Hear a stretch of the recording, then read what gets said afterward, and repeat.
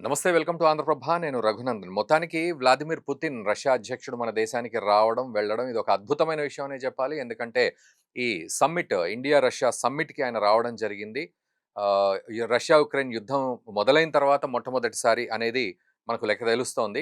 So ఇప్పటివరకు ఒక 10 సార్లు వచ్చారు ఓవరాల్‌గా గనక చూసినట్లయితే. బట్ ఈసారి వచ్చింది మాత్రం ఒక అద్భుతమైన వ్యూహరచనలో భాగమనే చెప్పాలి. సింపుల్‌గా చెప్పాలి అంటే ఈసారి వచ్చిన దాన్ని మనం ఎలా గుర్తుపెట్టుకోవాలంటే రష్యా, భారత్ యొక్క భవిష్యత్తుకు ఇది ఒక గొప్ప పునాదిగా ఈ సమ్మిట్ నిలిచింది అని ఒక మాట మనం గుర్తు చేసుకొని పెట్టుకోవాలి. ఇదొక ఎత్తైతే వ్లాదిమిర్ పుతిన్ ఒక అద్భుతమైన డైలాగ్ కొట్టారాయన. ఆయన ఏమన్నారు అనేది మనం ఈ వీడియోలో తెలుసుకుందాం. ఒక చిన్న వీడియోనే. దయచేసి ఈ వీడియోని మన మిత్రులకు గూడా షేర్ చేయండి. ఎందుకంటే ఇదొక మంచి విషయం. వ్లాదిమిర్ పుతిన్ మన భారతదేశం కోసం అన్నమాట. ఆయనేమన్నారు అంటే, ఈరోజు డొనాల్డ్ ట్రంప్ భారత్ మీద టారిఫ్స్ వేసింది. 50% టారిఫ్స్ వేసింది. సో, ఆయన అన్నదాన్ని నేను ఓవరాల్‌గా సారాంశంతో కూడిన విషయాన్ని నేను చెప్తూ ఉన్నాను. డైలాగ్ టు డైలాగ్ లాగా కాకుండా. ఆయనేమంటున్నారంటే, భారత్ మీద ఇప్పుడు ఈరోజు 50% టారిఫ్స్ వేసింది అమెరికా. ఎందుకు? అంటే రష్యా దగ్గర నుంచి ఆయిల్ కొంటున్నందుకు. మరి ఆయనేమంటున్నారంటే, మరి న్యూక్లియర్ ఎనర్జీ, న్యూక్లియర్ ఫ్యూయల్‌ని కూడా అమెరికా కొంటోంది గదా! మరి అందులో తప్పు లేదా?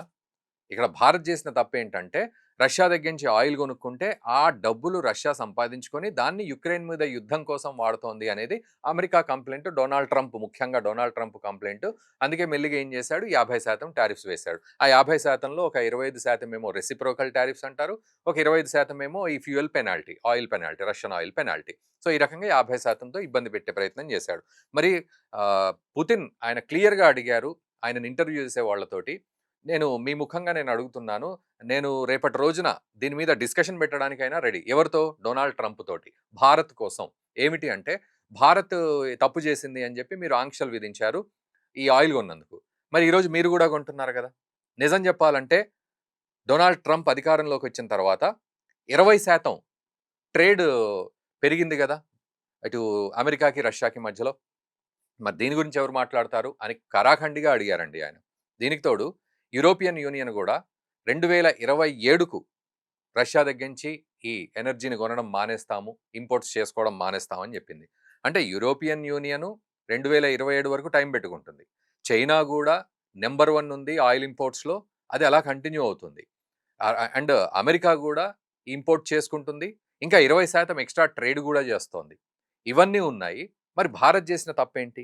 ఇది నేను భారత్ తరఫున ఖచ్చితంగా అడుగుతాను అని ఆ ఇంటర్వ్యూ చేసే వాళ్లకు పుతిన్ చెప్పడం అనేది నిజంగా ఒక అద్భుతమైన విషయం. ఇది 100% తనకు భారత్ మీద ఉన్న ప్రేమ, నరేంద్ర మోదీ మీద ఉన్న అభిమానము ఇవన్నీ గూడా కలగలిపి అందులో కనబడుతున్నాయి ఆ మాటలో. ఒక బాధ్యత గూడా కనబడుతోంది భారత్ విషయంలో ఆయన తీసుకున్న స్టాండ్. ఎందుకంటే ఆహ్, ట్రంప్‌కు అనుకూలంగా మాట్లాడాలి అనే పరిస్థితిని ఆయన తీసుకోవచ్చు. కానీ అలా ఏం చేయలేదు. ఆ డైలాగ్ కొట్టకుండా గూడా ఉండొచ్చు. కానీ ఆయన అడిగిన ప్రశ్నకి చక్కగా స్ట్రెయిట్ ఫార్వర్డ్‌గా సమాధానం చెప్పారాయన. 100%. దీంతో పాటు ఆయన ప్రధాని మోదీని మెచ్చుకున్నారు. ఎందుకంటే చాలా క్లిష్టమైన పరిస్థితుల్లో ప్రధాని మోదీ చాలా చక్కగా హ్యాండిల్ చేస్తున్నారని చెప్పారు. ఆయన చాలా కష్టపడుతున్నాడు. అకుంఠిత దీక్షతోటి దేశం కోసం ఆయన చేస్తున్నారనేది మెచ్చుకున్నారు. అండ్ భారత్‌ని గూడా ఆయన మెచ్చుకున్నారు. గ్లోబల్‌గా ఎటువంటి సిట్యుయేషన్స్ ఉన్నా ఆర్థికంగా ఎదుగుతున్న దేశంగా భారత్ అద్భుతంగా రాణిస్తోందని చెప్పారు. సో, ఈ రకంగా భారత్‌తో తనకున్న టై అప్స్ అండ్ భవిష్యత్తు గురించి కూడా ఆయన భరోసా ఇచ్చారు. ఏమిటి అంటే, భవిష్యత్తులో ఆర్టిఫిషియల్ ఇంటెలిజెన్స్‌లో గావచ్చు, స్పేస్ ఎక్స్‌ప్లోరేషన్‌లో గావచ్చు, భారత్ మాతో పాటు కలిసి నడుస్తుంది. మేము భారత్‌తో కలిసి నడుస్తామని జెప్పారు. సో, ఏ రకంగా జూసినా ఆయన భారత్‌కి వచ్చి వెళ్ళడం అనేది చాలా సంతోషకరంగా ఆయన ఎంజాయ్ జేశాడు. మనందరికీ తెలుసు ఆయన తక్కువ మాట్లాడుతూ అసలు ఎక్స్‌ప్రెషన్ గూడా ఎక్కువగా కనబడదు. అలాంటి వ్యక్తి.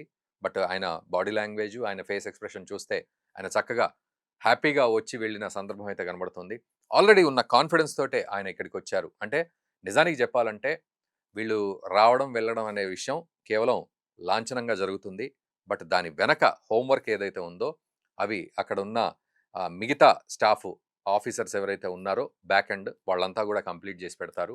వీళ్ళు జస్ట్ సిగ్నేచర్స్ చేసుకొని ఆ స్ట్రాటజీస్ మీద, పాలిసీస్ మీద చేసుకొని వెళ్తారు. సో, ఇదొక డిప్లొమాటిక్ ఆహ్, సంప్రదింపుల్లాగా కనబడుతుంది చూసే వాళ్ళకి బైలాటరల్ ఇష్యూస్ విషయంలో. బట్ దాని వెనక కసరత్తంతా గూడా ఆల్రెడీ జరిగిపోయింది. అండ్ నెక్స్ట్ వీడియోస్‌లో గూడా దానికి సంబంధించిన ఇన్ఫర్మేషన్ మీకు పూర్తిగా అందిస్తూ ఉంటా. ఏదేమైనా రష్యా వ్లాదిమిర్ పుతిన్ భారత్‌కి రావడం అనేది మనకు సంతోషాన్నిచ్చింది. అండ్ మోదీ ఫ్రెండ్ పుతిన్ వాళ్ళు సంతోషపడ్డారు వాళ్ళిద్దరూ గూడా. అండ్ రష్యాకి గూడా ఇది చాలా సంతోషకరమైన విషయం. భవిష్యత్తులో గూడా ఈ ఫ్రెండ్‌షిప్ ఇలాగే కొనసాగాలి. డొనాల్డ్ ట్రంప్ లాంటి తిక్కలోడు ఎన్ని పనులు జేసినా, నిజమైన ఫ్రెండ్‌షిప్ నిలబడాలి. అండ్ ఏమైనా ఇంకేమైనా దాంట్లో శషబిషలున్నా అవి గూడా క్లియర్ అయిపోవాలి. భవిష్యత్తు అటు రష్యాకి, భారత్‌కి బాగుండాలని మనం గూడా మనస్ఫూర్తిగా కోరుకుందాం. అండ్ మన కోసం ఆ స్టాండ్ తీసుకున్న అంటే పుతిన్ నేను ట్రంప్‌తో డిస్కస్ జేయడానికైనా రెడీ అనే ఆ ఒక్క మాట చాలు అన్న పద్ధతిలో మీరు గూడా దీని మీద ఖచ్చితంగా రియాక్ట్ అవ్వండి, రెస్పాండ్ అవ్వండి కామెంట్స్ రూపంలో. అండ్ దయచేసి ఈ వీడియోని మన మిత్రులకు గూడా షేర్ జేయండి. Thank you very much.